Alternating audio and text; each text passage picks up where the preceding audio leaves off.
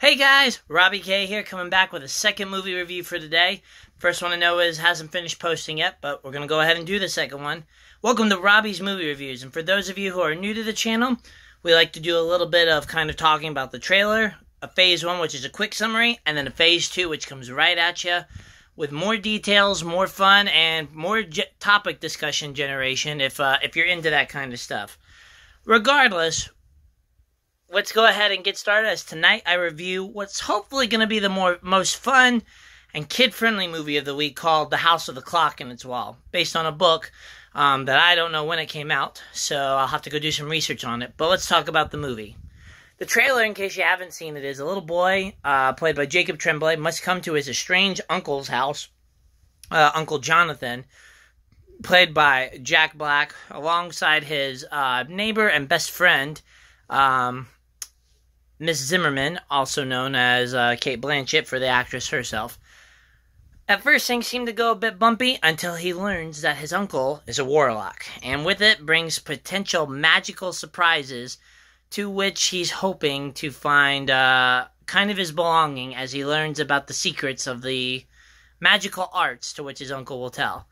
Of course, there is something hidden deep within the kind of fantasy-like house, to which it is up to Jacob Tremblay's character and the crew to find out before something falls. Welcome to Robbie's Movie Reviews, and into Phase 1, let's talk about it what it is. I had a lot of fun with this movie, and in all honesty, its promise of kind of whimsy, fun, cute laughs, and a couple of other child-friendly components were delivered in this movie. Sort of an offbeat version of Harry Potter meets Goosebumps, The House with a Clock in Its Wall certainly brought a lot of charm and fun to the mix, especially in the forms of kind of some creative use of jokes, some very silly humor, and a great dynamic between all three of the main cast to really balance out the silliness of Jack Black, the seriousness of Cate Blanchett, and of course, the innocence that it seems to be Jacob Tremblay's a lot of his characters. And it works beautifully to really craft that magic. There's a mystery behind it, and maybe not the most detailed one, but certainly a fun aspect to try to solve as you go through the kind of training that is involved with this movie. Yet, here's where kind of the surprise comes in. The House of the Clock in Its Walls is actually darker than you may imagine, and while some younger audience members may handle this kind of occult-like charm to it, others may be a bit freaked out, whether it be the maturity of the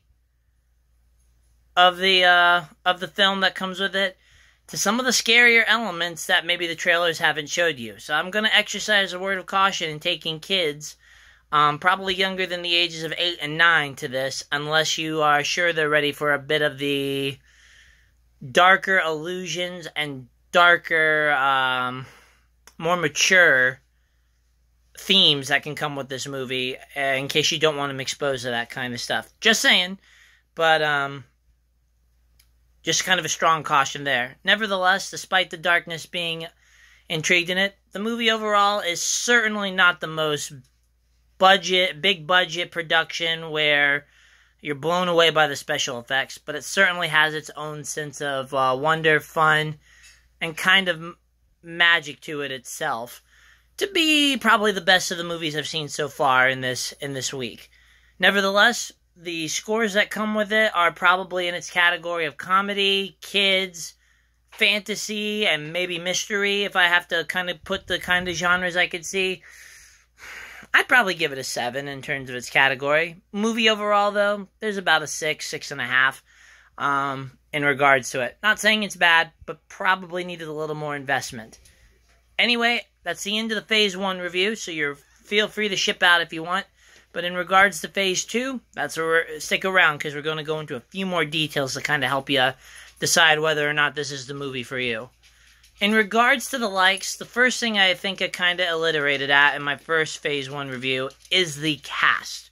And my fellow moviegoers who went with me tonight, my mentor, Dr. Hollis, as well as my mom, all three of us agreed that the chemistry between everybody was fantastic. Jack Black was a perfect role for it.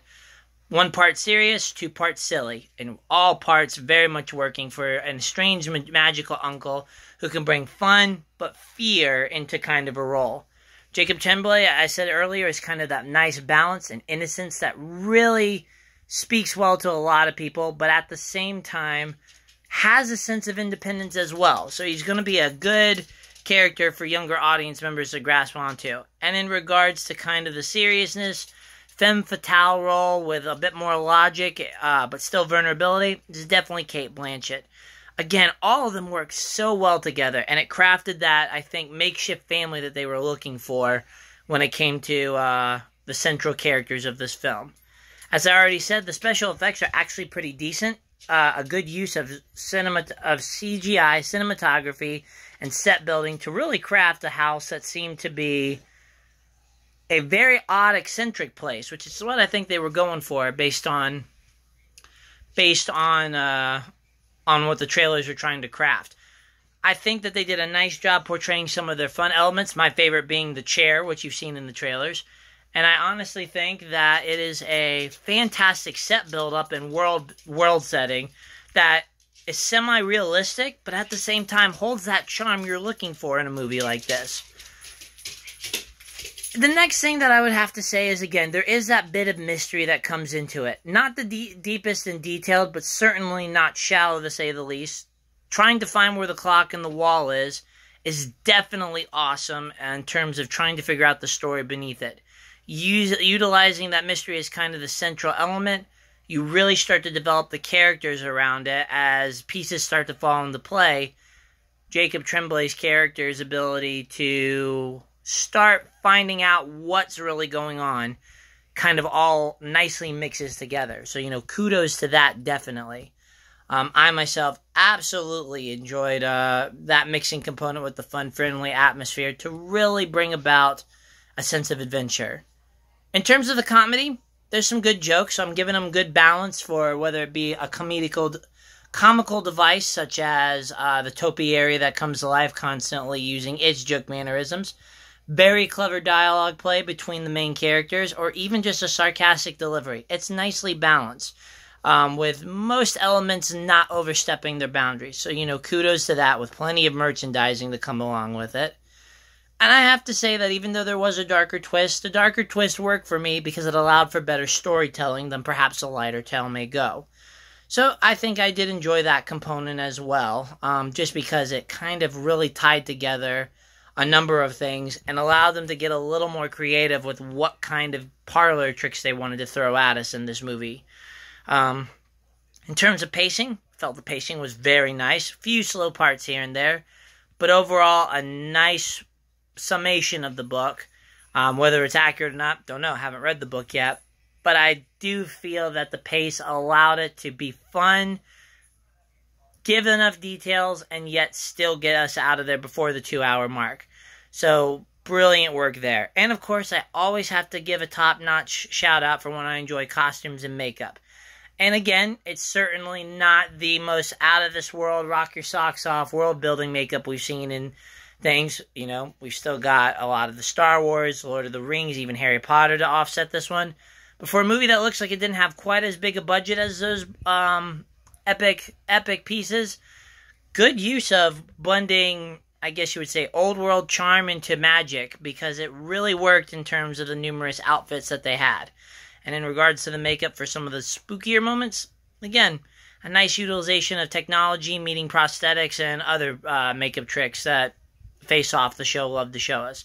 So overall, those are my likes. But what about the dislikes? Well, one of the things that we agreed on is that the darker elements are going to potentially limit who you can take. And while for older audience members like me, this may not be a dislike, for those looking to be kind of a family dynamic aspect, you really need to exercise caution. I can't say much without ruining anything, but trust me when you're going to see some darker themes in this movie. Some of them are going to go over younger audiences' heads, but there are some special uses of the technology / some of the setting designs that are capable of inducing nightmares. So you've been warned.